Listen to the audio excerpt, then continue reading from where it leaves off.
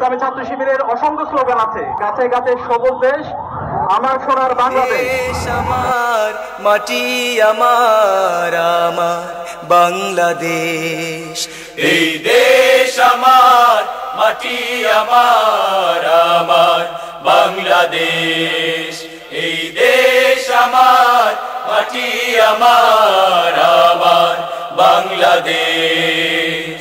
সবুজ পতাকার রক্তিম মমতায়, সবুজ পতাকার রক্তিম মমতায় ভুলে যাই সকল ক্লেশ। এই দেশ আমার মাটি আমার আমার বাংলাদেশ, এই দেশ আমার মাটি আমার আমার বাংলাদেশ।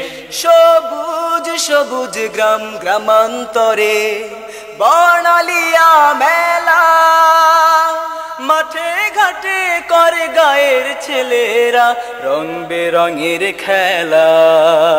সবুজ সবুজ গ্রাম গ্রামান্তরে বর্ণালিয়া মেলা, মাঠে ঘাটে করে গায়ের ছেলেরা রং বেরঙের খেলা। সবুজ সবুজ গ্রাম গ্রামান্তরে বর্ণালিয়া মেলা, মাঠে ঘাটে করে। আমরা দেখেছি বিগত ফ্যাসিস্ট আওয়ামী লীগ সরকার সুন্দরবনকে একটি দেশের সন্তুষ্টির জন্য দিয়ে দিয়েছে, আমাদের জীবনশক্তিকে ধ্বংস করেছে।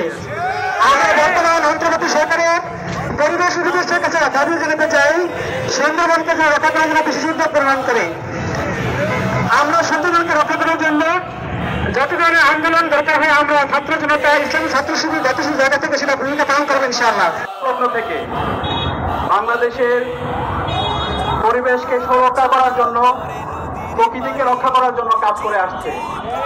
ইসলামী ছাত্র শিবিরের অসংখ্য স্লোগান আছে, গাছে গাছে সবুজ দেশ, আমার সোনার বাংলাদেশ। এরকম সচেতনামূলক আমাদের অসংখ্য স্লোগান আছে। আমরা প্রত্যেকে স্কুল, কলেজ, মাদ্রাসা, বিশ্ববিদ্যালয়ে পরিবেশ সুরক্ষার জন্য সুন্দরবন সহ বাংলাদেশ যত বনাঞ্চল আছে, যত পাহাড়ি অঞ্চল আছে, সেগুলো সুরক্ষার জন্য আমরা কাজ করে আসছি। তারই ধারাবাহিকতায় আজকে আমরা একটি ছাত্র সংগঠন হিসাবে ব্যতিক্রম উদ্যোগ নিয়েছি, আলহামদুলিল্লাহ। আপনারা জানেন ফ্যাসিস্ট হাসিনা এবং তার দোসররা গত 16 বছরে বাংলাদেশের পরিবেশকে বিনষ্ট করার জন্য যত ধরনের কাজ দরকার তারা সব ধরনের কাজ করেছে। স্বপ্নীল পরিবেশ, এই দেশ আমার।